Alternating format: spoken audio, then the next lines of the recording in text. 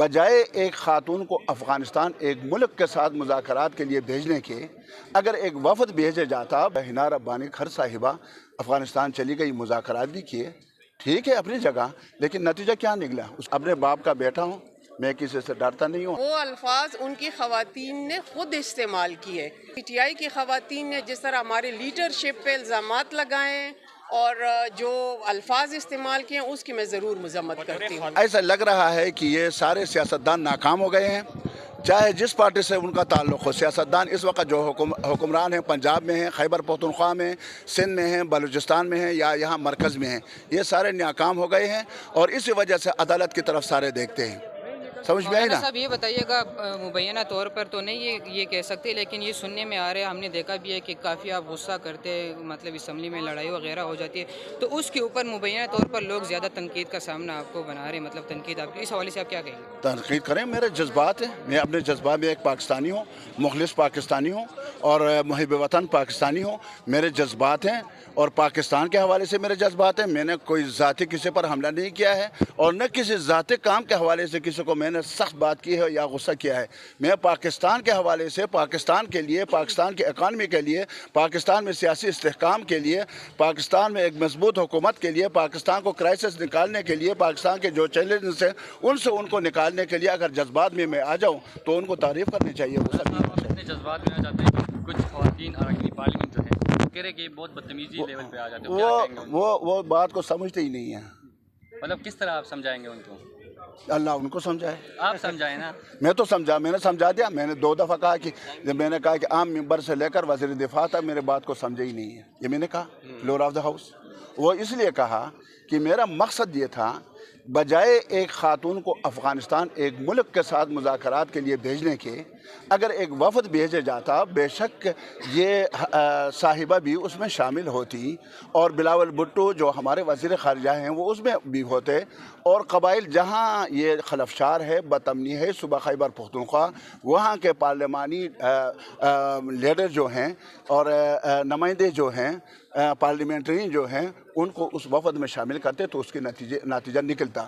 تو میں نے کہا اس کا جب حنا ربانی کھر صاحبہ افغانستان چلی گئی، مذاکرات بھی کیے، ٹھیک ہے اپنی جگہ، لیکن نتیجہ کیا نکلا؟ اس کے دوسرے دن چمن میں کیا ہوا، اب کیا ہو رہا ہے، بنو میں کیا ہوا، گوانا میں کیا ہوا۔ کہنے کا مقصد آپ نے کہا کہ میں کسی سے نہیں ڈرتا، میں صرف اللہ سے ڈرتا ہوں، اتنا غصہ کس بات کا تھا؟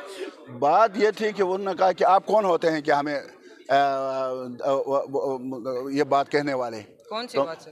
یہی کہ افغانستان آپ نے کیوں بھیجا، یہی بات۔ تو میں نے کہا کہ میں اپنے باپ کا بیٹا ہوں، میں اپنے باپ کا بیٹا ہوں، میں کسی سے ڈرتا نہیں ہوں، حقیقت یہ ہے کہ نہیں ڈرتا، میں اکیلا پھرتا ہوں اور ڈرتا کس سے مسلم نہیں۔ لیگ نون کی سینئر قیادت نے کہا ہے کہ ہمارے پاس 187 نمبر پورے ہیں۔ ہاں جا 187 نمبر ہے، یہ کون سے نمبر ہے؟ کیا پاکستان تحریک انصاف کے اندر سے بغاوت تو نہیں ہونے جا رہی؟ دیکھیں یہ ان کو پتہ ہے، 187 وہ کہہ رہے ہیں، وہ آپ کو بتا سکتے ہیں۔ میں تو نہ اس کھیل میں شریک ہوں، نہ اس تماشے میں دیکھنے کے لیے بھی نہیں جا رہا۔ اچھا، اور جماعت اسلامی اس وقت کہاں پر کھڑی ہے؟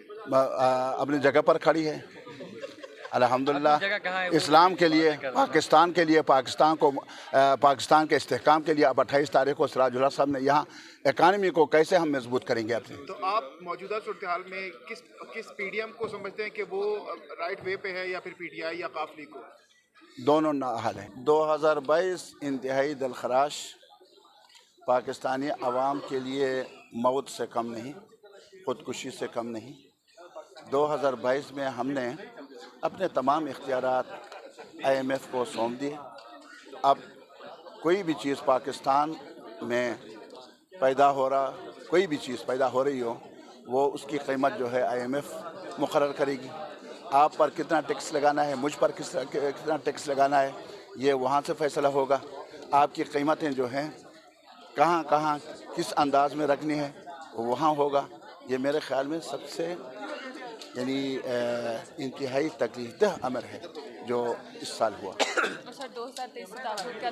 2023 میں ہم دعا کرتے ہیں کہ اللہ تعالیٰ، کیونکہ پیش گوئی پاکستان میں نہیں کی جا سکتی، حالات 1 گھنٹے میں تبدیل ہوتے ہیں۔ 2023 میں ہم دعا کریں گے اللہ تبارک و تعالیٰ ہمارے حکمرانوں کو، ہمارے سیاستدانوں کو توفیق دے کہ وہ پنجاب کی طرف دیکھنے کے بجائے پورے پاکستان کی طرف نظریں رکھیں اور اس کے مسائل کو حل کریں. گورنر راج لگے, موجودہ جمہوریت سے چلے. لوگ تو ویسے بھی بے آسرا ہیں. پنجاب میں بھی یہی صورتحال ہے, خیبر پختونخوا میں بھی بدامنی ہے. وزیر اعلیٰ کا پتہ نہیں ہے کہاں ہیں, کیا کر رہے ہیں, کیا سوچ رہے ہیں, کیا پالیسی بنا رہے ہیں, کسی کو پتہ نہیں ہے. اور مرکز میں بھی یہی صورتحال ہے. تو پاکستان جو ہے اللہ تعالیٰ چلا رہا ہے. اس کی بنیادی وجہ یہ ہے کہ پاکستان بنا ہے لا الہ الا اللہ کی بنیاد پر. جب اس ایک ملک کی نسبت جو ہے اللہ کی طرف ہو تو اللہ اس کو بچاتا ہے اور بچائے رکھا ہے اور بچائے رکھے گا انشاءاللہ. لیکن آج کل کی جو آپ صورتحال دیکھ رہے ہیں وہ بڑی گمبھیر نظر آ رہی ہے, کیونکہ ایک بدقسمتی سے پارٹی ہے جو کسی کے ساتھ بیٹھنے کو روادار نہیں ہے. وہ گفت و شنید کی ان کو نہ عادت ہے اور نہ ان کی کوئی ایسی سوچ ہے, جس کی وجہ سے یہ معاملات جو آپ دیکھیں کہ آئے روز عدالت میں جاتے ہیں, اور عدالت سے بھی سبکی ہوتی ہے ممبران کو یا پارٹیوں کو کہ وہ اپنے معاملات خود طے کریں. اس سے پورے پارلیمنٹ کا وقار جو ہے وہ مجروح ہو رہا ہے, اور ایسا ہونا نہیں چاہیے. ہماری بدقسمتی ہے. میڈم, مولانا فضل الرحمان صاحب نے پاکستان تحریک انصاف کی خواتین کے حوالے سے اسٹیٹمنٹ دی تھی, کیا اسے کنڈیم کریں گی؟ اس کے بارے میں کیا کہیں گی؟ آپ دیکھیں, اگر ان کو آپ پورے ان کی جو تقریر ہے آپ سنیں تو انہوں نے اپنے سے کوئی ایسا لفظ نہیں استعمال کیا کہ جس سے کہ میں سمجھتی ہوں کہ کسی بھی خاتون کی, نہ صرف پی ٹی آئی بلکہ کسی بھی خاتون کی جو ہے انہوں نے دل آزاری کی ہو. انہوں نے ان الفاظ کا استعمال کیا ہے جو ان کے جلسوں میں ہوتا ہے, اور ان الفاظ کی مذمت کی ہے کہ ایسا ہونا نہیں چاہیے. تو جب بھی بہرا روی یا اس طرح کے فحش الفاظ استعمال ہو تو اس کو ہم کنڈیم کرتے ہیں, اس کی مذمت کرتے ہیں. البتہ جو پی ٹی آئی کی خواتین نے جس طرح ہمارے لیڈرشپ پہ الزامات لگائے ہیں اور جو الفاظ استعمال کیے ہیں اس کی میں ضرور مذمت کرتی ہوں. خاتون میم, آپ نہیں سمجھتی کہ مولانا نے جو الفاظ استعمال کیے تھے وہ فحش تھے, اور ایک خواتین کے لیے اس طرح کی لفاظ استعمال نہیں ہونی چاہیے؟ دیکھیں, وہ الفاظ ان کی خواتین نے خود استعمال کیے. آپ نے کہیں پہ بھی یہ دیکھا کہ ان کی طرف سے کوئی تردید آئی ہے؟ اگر ان کی طرف سے تردید آتی تو پھر سمجھتے کہ ایک نیوٹرل بیان آنا چاہیے تھا. وہ تو کنڈیم کر رہے تھے کہ ہمارے ملک کے نوجوان طبقے کو اس طرح بہرا نہ کیا جائے, ایسے الفاظوں کا استعمال نہ کیا جائے. انہوں نے خود سے کوئی نہیں ایسا لفظ استعمال کیا. خوش ہے اس وقت جو پی ڈی ایم کی گورنمنٹ جاری ہے, 8.5 ماہ ہو گئے ہیں, اس گورنمنٹ سے خوش ہے, ان کے اقدامات سے خوش ہے؟ دیکھیں, اقدامات سے خوش ہونا تو میں سمجھتی ہوں کہ کوئی بھی خوش نہیں ہو, کیونکہ جو ملک کی صورتحال ہے جس نہج پہ ہم پہنچ چکے ہیں, اب ان کو سنبھالنا تو مشکل ہے کہ اس معیشت کو سنبھالا دیا جائے. لیکن ایک یہ ہے کہ وہ ڈیفالٹر کا خطرہ ٹل گیا, اب آہستہ آہستہ ریفارمز کی طرف جائیں گے, کوشش جاری ہے.